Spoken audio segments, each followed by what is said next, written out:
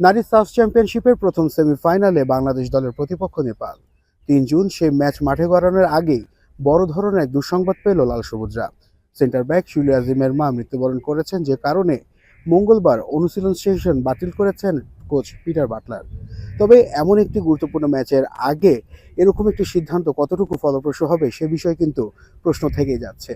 কেননা সাফ চ্যাম্পিয়নশিপে যদি শুরু থেকে আমরা একটু দেখি যে মালদ্বীপের সঙ্গে বাংলাদেশ ৪-২ গোলে জিতেছিল সেই ম্যাচটি, কিন্তু দেখা গেছে যে একটা সময় কিন্তু ২-২ গোলের সমতায় চলে এসেছিল মালদ্বীপ। তো সেখান থেকে আসলে বাংলাদেশ দল পরবর্তী জয় নিয়ে মাঠ ছাড়লেও তাদের পারফরমেন্স নিয়ে কিন্তু খুব একটা খুশি ছিলেন না বাটলার। এবং ভারত ম্যাচে তো ৩-০ গোলে হারতে হয়েছে বাংলার বাঘিনীদের। সেই সাথে প্রায় ৮ বছর পর কিন্তু ভারতের বিপক্ষে হারের স্বাদ গ্রহণ করলো তারা। তো এমন একটি সময়, এমন একটি ক্রাইসিস মোমেন্টে বাংলাদেশ দল অনুশীলন বাতিল করছেন, যেখানে আসলে খুব বেশি দরকার ছিল নিজেদের মধ্যে বোঝাপড়াটা। কেননা ম্যাচের পরের দিন কিন্তু তারা রিকভারি সেশনে পার করেছেন সময়টা।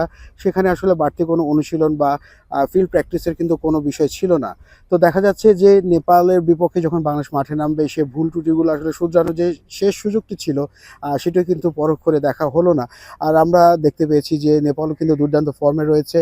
বিগত সেমিফাইনাল অর্থাৎ সবশেষ যে সাফ চ্যাম্পিয়নশিপ হয়েছিল সেখানে কিন্তু নেপালের বিপক্ষে দারুণ জয়ে কিন্তু বাংলাদেশ দল শিরোপা দ্বিতীয়বারের মতো ধরে রেখেছে। তো হ্যাটট্রিক শিরোপা জয়ের মিশনে যেটি বড় বাধা হয়ে দাঁড়াচ্ছে বাংলাদেশ দলের জন্য, সেখানে হচ্ছে টিম কম্বিনেশনের আসলে ভারসাম্য এবং সমন্বয়হীনতা। মাঠে পারফরমেন্সে দেখা গেছে যে ফুটবলারদের সাথে ফুটবলারদের যে কমিউনিকেশন যে বিষয়টি রয়েছে সেটির আসলে ঘাটতি দেখা গেছে।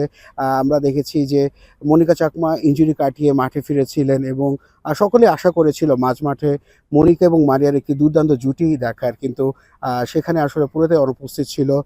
নিষ্প্রভ ছিলেন ঋতুপর্ণা চাকমাও।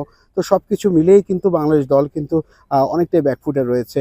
এমন একটি সময়ে এসে বাংলাদেশ দল যখন স্বপ্ন দেখছিল যে টানা তৃতীয়বারের মতো সাফ শ্রেষ্ঠত্বের মুকুট পরাতো, সেই জায়গায় আসলে বড় একটি ধাক্কা হয়ে এসেছে ফুটবলার শিউলি আজিমের মার মৃত্যুর সংবাদটি।